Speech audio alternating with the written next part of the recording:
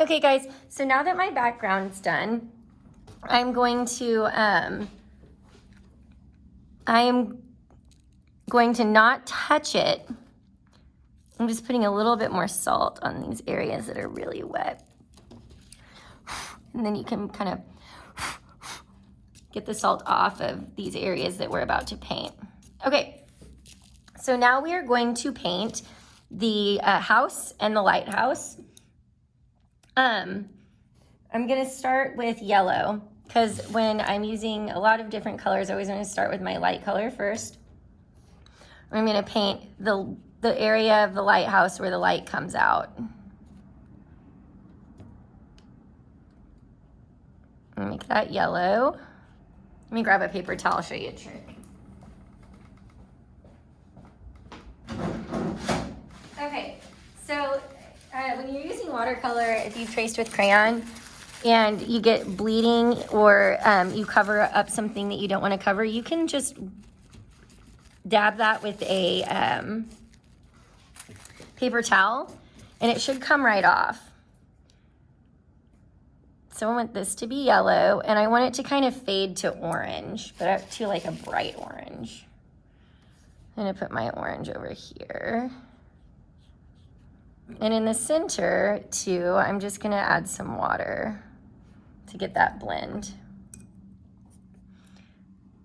Make this really yellow. Okay. Pull that off. Pull that off with a clean brush. Okay. Now we're gonna do the roof of the house. And for that, I mixed up this kind of browny orange color, but it's too much of a wash, so I need to saturate it. Okay, that's better. Paint my roof.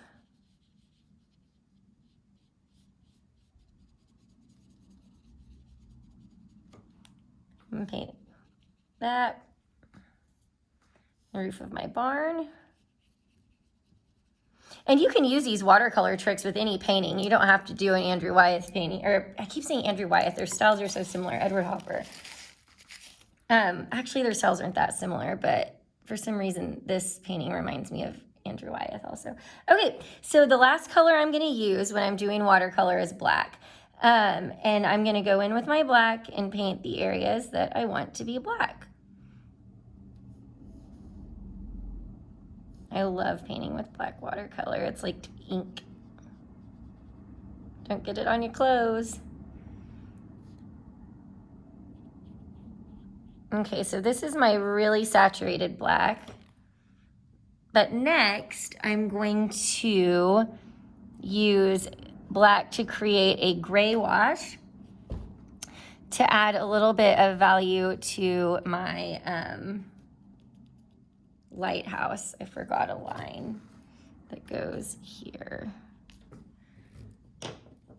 And a line that goes here. Okay.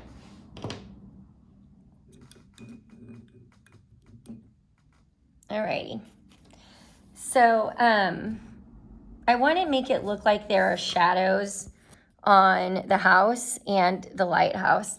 So the way I'm going to do that is, it's best if you let all of this dry, but I'm going to wing it. I'm just going to paint with a really, really light wash. So what I'm doing is making gray with black. I'm going to test this somewhere. Oh, it's too dark. Keep watering it down until you get the value scale that you want. Try that. You can also use your wash and then stick your brush back in the water. Yeah, there we go. I've got some gray over there. It's gonna come up here. I really don't want to touch that saturated black though. That's okay if it happens because those areas end up looking pretty neat.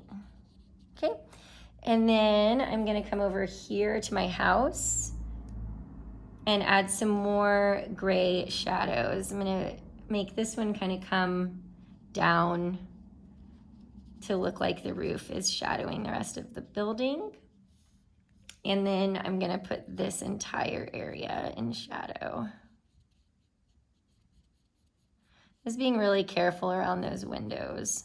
But since I traced with crayon, that watercolor should stay put. Should.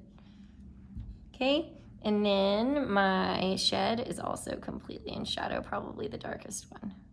All right, there's some watercolor tricks. Ooh, that lighthouse darkened up a lot. I'm gonna spread that out. Okay. All right.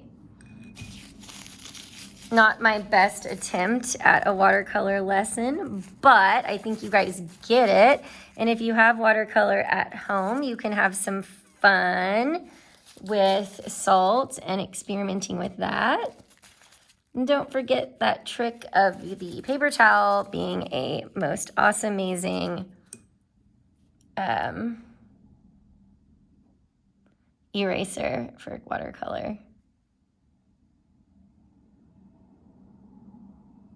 Good deal.